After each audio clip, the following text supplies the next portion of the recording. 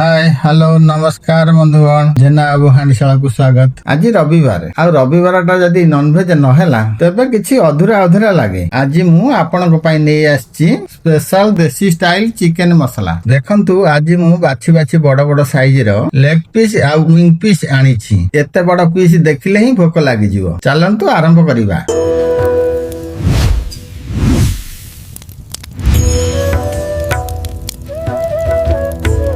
प्रथम चिकेन को धोई भल भाव सफा करदेबा। एबे एथिरे पकाइबा हल्दी गुंड लुण। ताहापरे मु एई बड़ प्लेट रे थिबा सब मसला प्याज रसुण अदा गोटा जीरा गोटा धनिया सुखला लंका रो एक पेस्ट बनाई एथिरे पकाइबा। आउ शेषरे पकाइबा दही। दही आउ मसला को भल भाव चिकेन सहित गोलाई दियंतु जेमती मसला पूरा भीतर को जीवो। एहा को गोलाई 15 रु 20 मिनिट छाड़ी दियंतु। चुली रे कड़ाई बसाई सोरिष तेल गरम करिबा। तेल गरम हेले सेथिरे पकाइबा तेजपत्र दालचीनी गुजराती आउ गोलमरिच। ताहापरे कटा पियाज पकाई भल भावरे भाजिबा। पियाज टिके नाली पड़ी गले सेथिरे दबा टमाटर प्यूरी।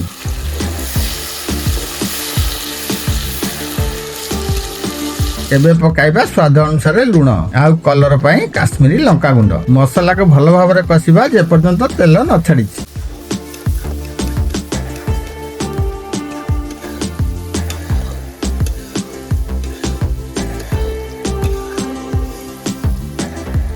मसला कसी होई गलानी। एबे पकाइबा हमर सेही मैरिनेट होइतिबा चिकेन। आहा शब्द सुनछन तो। चिकेन को मसला सहित भल भाबरे गोलाई दियंतु।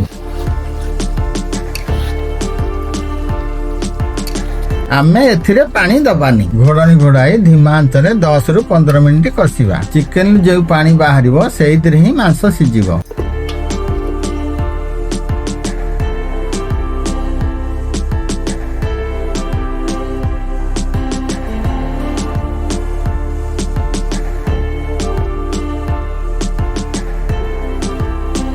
देखंतु आमे टिके भी पानी देई नथिले हेले केते पानी बाहरी छी।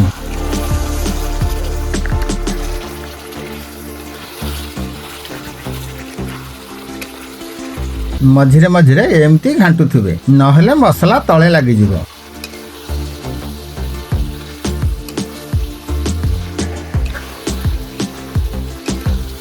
एबे पकाई दबा किछि कसूरी मेथी पत्र आ चिकेन मसला।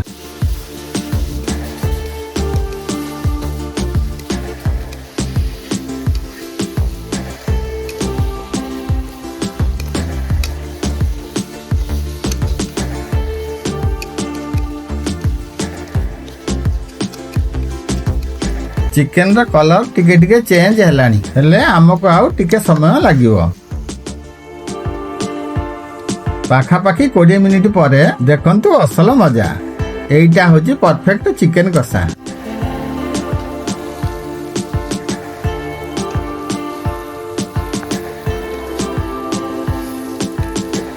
एबे देई देबा अल्प गरम पानी।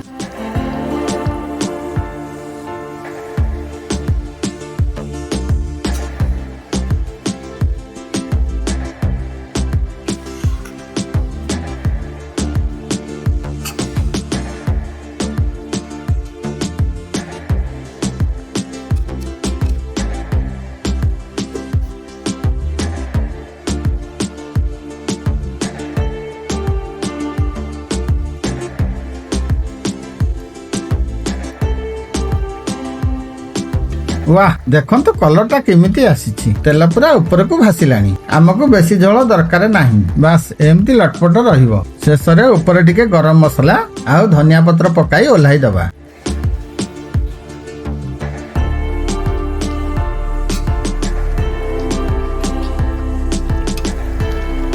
प्रस्तुत हो गला हमर गरम गरम चिकेन मसला। चलंतु एबे कदली पत्र रे खाइबा।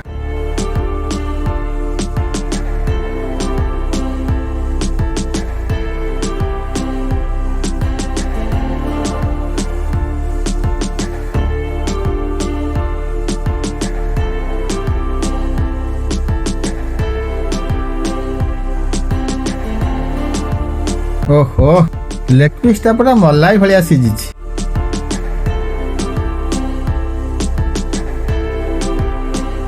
ସାଙ୍ଗମାନେ ଆପଣ ବି ଘରେ ଏମିତି ବନାନ୍ତୁ। ଯଦି ଭିଡିଓଟି ଭଲ ଲାଗିଲା ତେବେ ଲାଇକ୍ କରନ୍ତୁ ଆଉ ଜେନା ବାବୁ ହାଣ୍ଡିଶାଳାକୁ ସବସ୍କ୍ରାଇବ କରିବାକୁ ଜମାରୁ ଭୁଲିବେନି। ଦେଖା ହବା ଆଗାମୀ ଭିଡିଓରେ। ଜୟ ଜଗନ୍ନାଥ।